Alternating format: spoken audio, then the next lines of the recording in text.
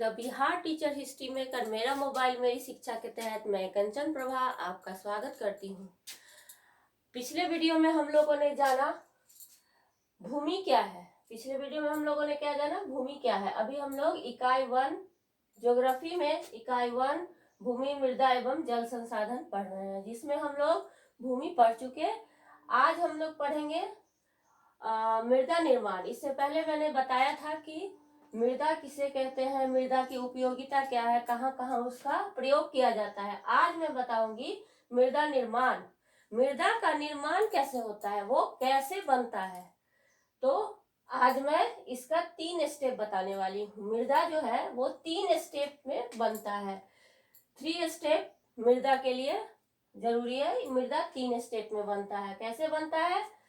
पहला है भौतिक ऋतु क्षरण, दूसरा है रासायनिक ऋतु क्षरण और तीसरा है जैविक ऋतु क्षरण।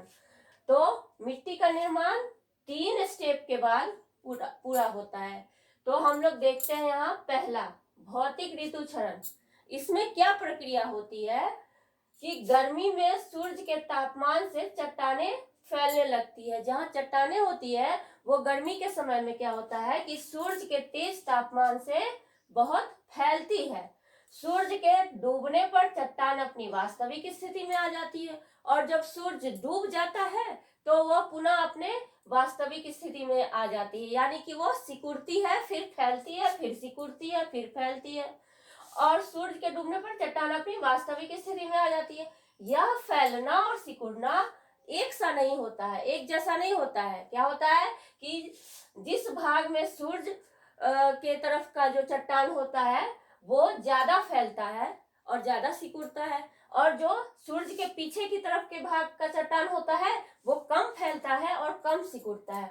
तब इस असमान फैलाव से चट्टान में दरारें पड़ जाती है ना। चट्टान में क्या दरार पड़ जाती है। दरार पड़ने से क्या होता है, नमी और वर्षा का पानी दरार में घुस जाता है। जब वातावरण में फैले हुए जो नमी होते हैं और बारिश होती है तो वर्षा का पानी उन दरारों में घुस जाता है। यह प्रक्रिया बार बार होने से क्या होता है, चट्टान कमजोर हो जाता है। वो चट्टान जो है बहुत ही कमजोर हो जाती है और छोटे छोटे टुकड़ों में टूटने लगती है। वो छोटे छोटे कणों के रूप में बिखरने लगती है, जिसे भौतिक ऋतु क्षरण कहते हैं। तो ये पहला स्टेप है। भौतिक ऋतु क्षरण के बाद ये दूसरा स्टेप में आता है रासायनिक ऋतु क्षरण। भौतिक ऋतु क्षरण की प्रक्रिया चट्टान में उपस्थित खनिज, पानी, हवा और रासायनिक प्रक्रिया के द्वारा मिट्टी का निर्माण होने लगता है। भौतिक ऋतु क्षरण की प्रक्रिया के बाद क्या होता है, चट्टान में जो उपस्थित खनिज, पानी, हवा ये सब होता है, वो रासायनिक प्रक्रिया केमिकल रिएक्शन के कारण मिट्टी का निर्माण होने लगता है, जो रासायनिक ऋतु क्षरण कहलाता है।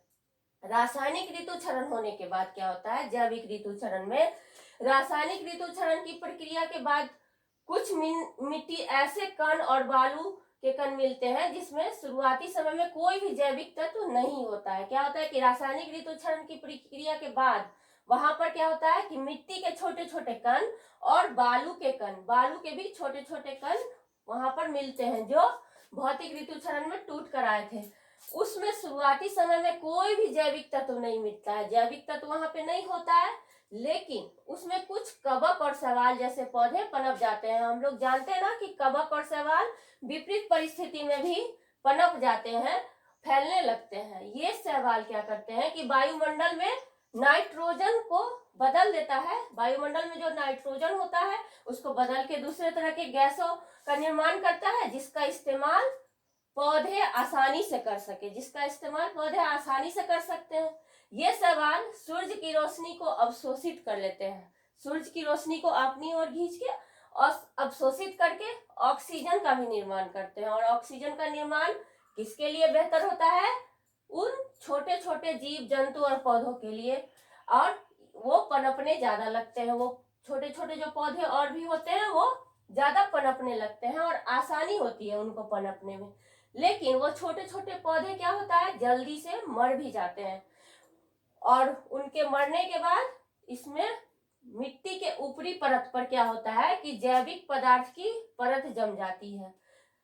इसके ऊपरी परत पर, जहाँ पे मिट्टी होती है उसके ऊपरी परत पे जैविक पदार्थ, इन छोटे छोटे जीव जंतु और पौधों के मरने से क्या होता है, वहां पर जैविक पदार्थ जम जाती है, जिससे पुनः पौधे पनपने लगते हैं और फिर उन पौधों के पत्ते और जानवरों के अवशेष मिट्टी में मिलने लगते हैं, जो काफी उर्वरक मिट्टी बना देते हैं। तो हम लोग आज समझ गए कि मिट्टी निर्माण कैसे होता है। ये 3 स्टेप में होता है: भौतिक ऋतुक्षरण, रासायनिक ऋतुक्षरण और जैविक ऋतुक्षरण। तो इन प्रक्रिया तीनों को 1 बाय 1 होकर क्या होता है, मिट्टी का निर्माण होता है, ये प्रक्रिया करके। अब हम लोग अगले वीडियो में फिर मिलते हैं, तब तक के लिए बाय बाय।